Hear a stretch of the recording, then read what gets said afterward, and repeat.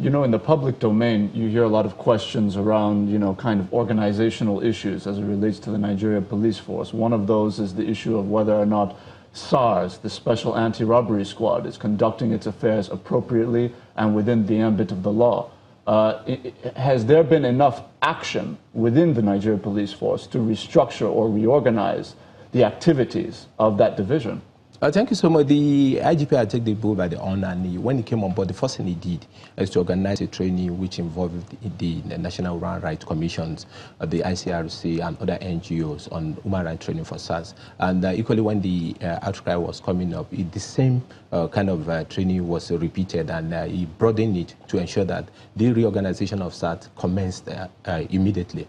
He appointed a commissioner of police to be in charge of SARS. SARS were now under the control of the Commissioner of Police at the first headquarters. They were taken out of the command, but they are still under the supervisions of the Commissioner of Police in the state, because the Constitution is very clear that the Commissioner of Police of every state is in charge of the police deployment, of the police operatives in such a state. So now human rights desk officers have been opened in the command who are not under the control of the commander SARS of every state. As we speak, the commander SARS have been rotated.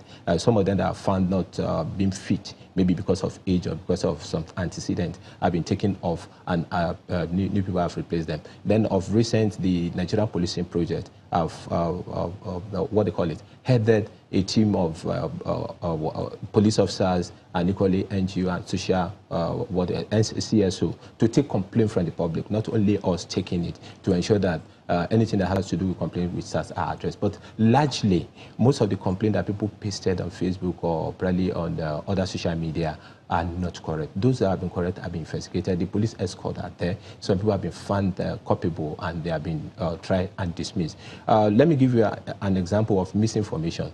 The current issue of the shooting of the youth copper. The policeman that carried out the shooting didn't just, is not a madman.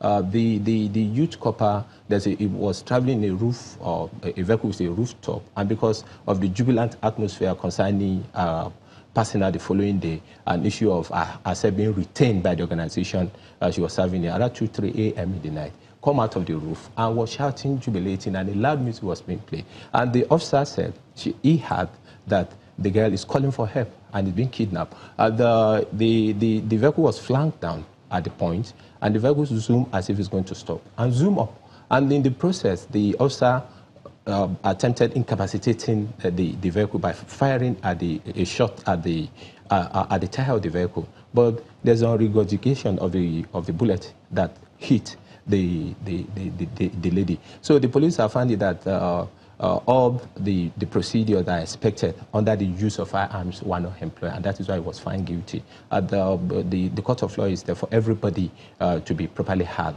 So I want to say that we sympathize with the family of the lady, but investigation have been carried out and the officers have been dismissed. Investigation still continue to ensure that there's justice. So the officer has been dismissed. The officer whose name you refuse to give, but we understand the man's name is Benjamin Peters.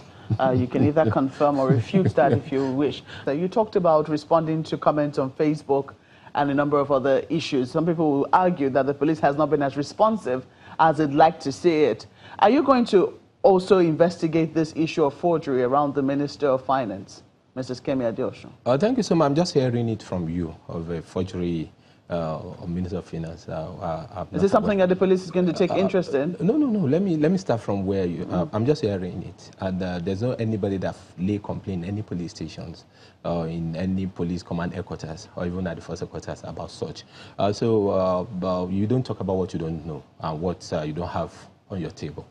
I see. The reason I raised this is because you talked about, responding to people on social media. If this has been brought out by, reputable investigative firm, online firm, is this something that the police will consider worthy of investigation? Thank you so much. Even from that word of issue of reputable investigation online firm, there's no provision for private investigation in the country. If you have any complaint, you go to the nearest police station and lodge the complaint. If you have any evidence that you have gathered in the process of your complaint, you can equally get it across the police formation that is responsible. I see. Okay. With that said, when you let me just ask very quickly, when it comes to police welfare, we've heard severally, not just one instance, but many instances over time about officers who are not being paid on time or are not being paid their allowances at all. Is the force doing anything at all to resolve these issues? Thank you so much. Most of the issues that have to do with welfare are resolved promptly.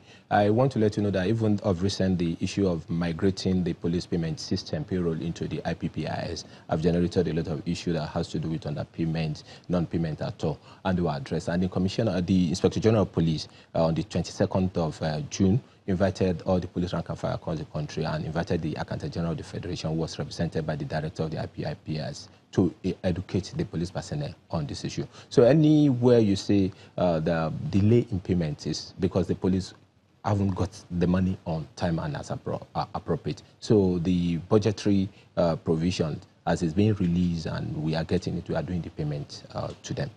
Mr. Juma Moshood, we have to thank you so much for coming on Sunrise Daily. He's an acting Deputy Commissioner of Police and also the Force Public Relations Officer of the Nigeria Police Force. That's how we close the show today. Thank you so much for watching. Thank you so much for your responses as well and your questions. Sorry, we couldn't ask them, but we hope to do that in coming days. Thank you. Maokwe Ogun Yusuf. Have a great day, everybody. I am Ajuri Ingilale. Thank you for watching. I am Gimba Omar. I'm Neo Tag. We have a good day. The views and opinions expressed by guests on this program are those of the maker and do not necessarily reflect the views, opinions, and endorsement of Channels Television.